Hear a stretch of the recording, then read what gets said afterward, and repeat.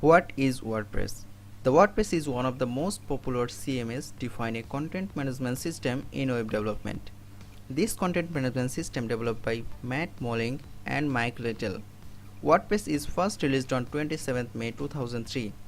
WordPress is a free open source content management system based on PHP and MySQL.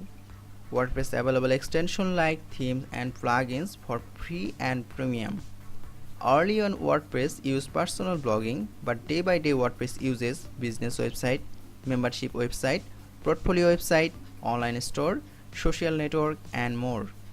If you are interested for developing your website or blog by WordPress, visit www.wordpress.org.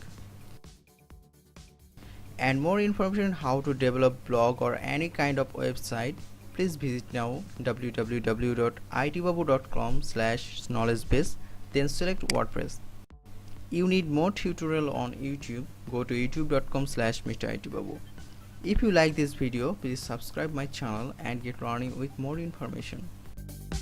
Thank you for watching.